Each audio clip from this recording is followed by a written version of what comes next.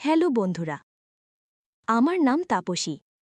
আমার জীবনের সেই রাতের কথা আমি কোনোদিনও ভুলতে পারব না, যেদিন আমি একা নিজের বিছানায় শুয়েছিলাম।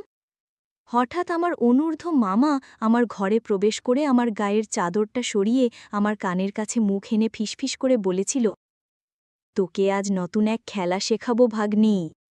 এরপর থেকে প্রতি রাতেই অনূর্ধ্ব মামা অচেনা লোকদের আমার ঘরে নিয়ে আসত।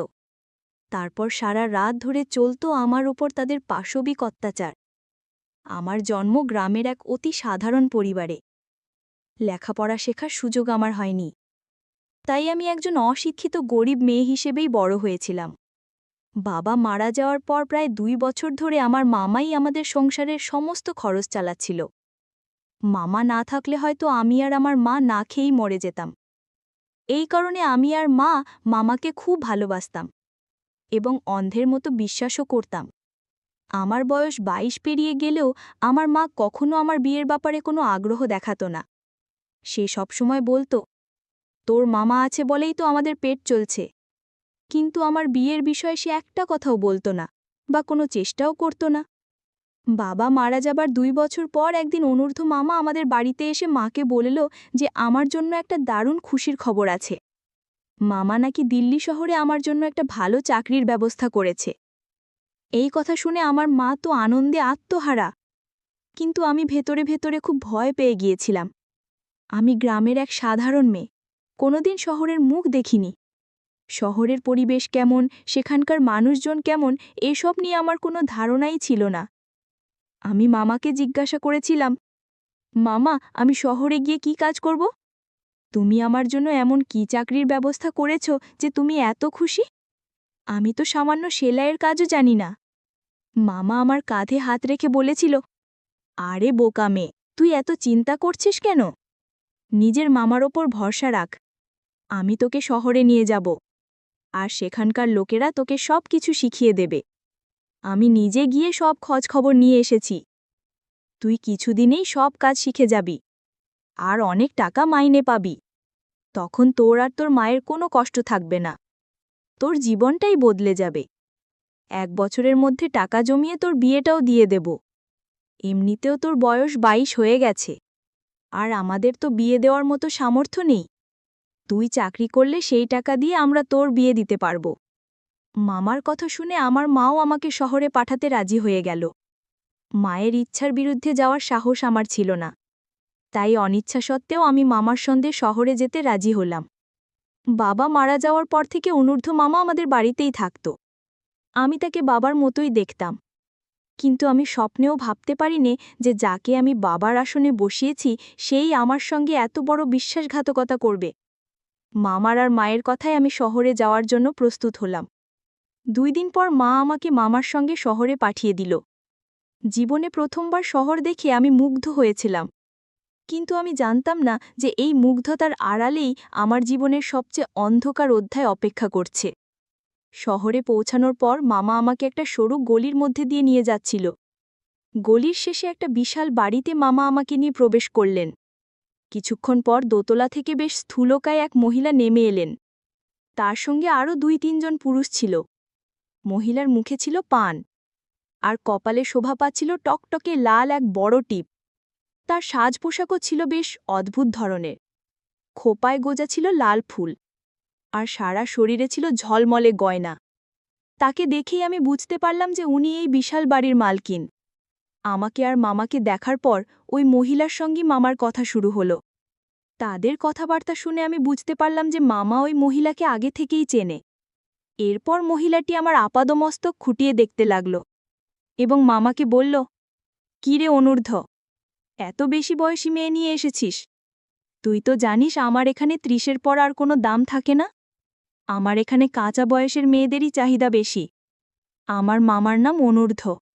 তখন আমার অনূর্ধ্ব মামা ওই মহিলার সামনে হাত জোড় করে বলল, মালকিন, আমার ভাগ্নি একেবারে খাঁটি। আজ পর্যন্ত কোনো পুরুষের ছোঁয়াও লাগেনি। আপনি আমার ভাগ্নিকে নিলে অনেক লাভবান হবেন। মামার আর ওই মহিলার কথা শুনে আমি বুঝতে পারছিলাম যে আমার সঙ্গে খুব খারাপ কিছু একটা হতে চলেছে। আমার মামার কথা শুনে ওই মহিলা মামার হাতে নগদ ৫,০০০ টাকা দিয়ে বলল, এর থেকে একটা টাকাও বেশি দিতে পারব না।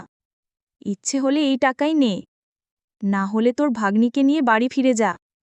৫,০০০ টাকা পেয়ে আমার মামা খুশিতে গদগদ হয়ে ওই মহিলার পায়ে হাত দিয়ে প্রণাম করে যেই না বেরিয়ে যেতে উদ্যত হয়েছে, আমি সবকিছু বুঝতে পেরে মামার কাছে ছুটে যাচ্ছিলাম, এটা বলতে যে সে আমার সঙ্গে কত বড় অন্যায় করল।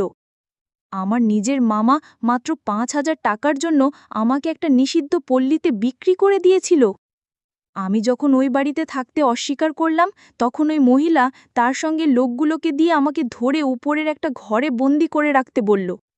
আমি কাঁদতে কাঁদতে বলছিলাম, মামা, আমি এখানে থাকব না, আমাকে বাড়ি নিয়ে চলো। তুমি আমার সাথে এমন করতে পারো না, আমাকে আমার মায়ের কাছে নিয়ে চলো। দয়া করে আমাকে এখানে ফেলে যেও না। কিন্তু আমার মামা একবারের জন্য আমার দিকে ফিরে তাকালো না। সে আমাকে সেখানেই ফেলে রেখে চলে গেল। ওই মহিলা আমাকে একটা ঘরে বন্দি করে রাখলে আমি বাড়ি ফেরার জন্য ছটপট করতে লাগলাম। আমি ভয়ে চিৎকার করে কাঁদতে শুরু করেছিলাম। আমি স্বপ্নেও ভাবতে পারিনি যে আমার নিজের মামা আমাকে শহরে আনার নাম করে একটা নিষিদ্ধ পল্লীতে বিক্রি করে দেবে। সারা দিন আমাকে ওই ঘরে বন্দি করে রাখা হলো। সন্ধ্যের পর ওই মহিলা, যাকে ওই বাড়ির সবাই মালকিন বলে ডাকত, আমার ঘরে ঢুকল। আমি তাকে দেখা মাত্রই কান্নায় ভেঙে পড়ে তার পায়ে ধরে বললাম, মালকিন, আমাকে এখান থেকে বাড়ি যেতে দিন, আমি এসব কাজ করতে পারবো না। মালকিন আমাকে সজোরে ধাক্কা দিয়ে বলল, বেশি নাটক করবি না, একটু পরেই খদ্দের আসবে, নিধি তোকে সুন্দর করে সাজিয়ে দেবে, ভালোভাবে তৈরি হয়ে থাকবি, আর আমার খদ্দেরকে খুশি করবি, এর বিনিময়ে তুই অনেক টাকা পাবি। তোকে তো আমি আর ফ্রিতে কাজ করাবো না, তাই কান্নাকাটি বন্ধ কর।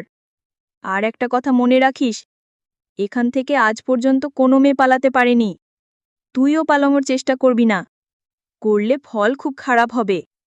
সেই দিন থেকেই আমার জীবনটা পুরোপুরি বদলে গেল। যা আমি কোনোদিনও কল্পনাও করিনি তাই আমার সঙ্গে ঘটল।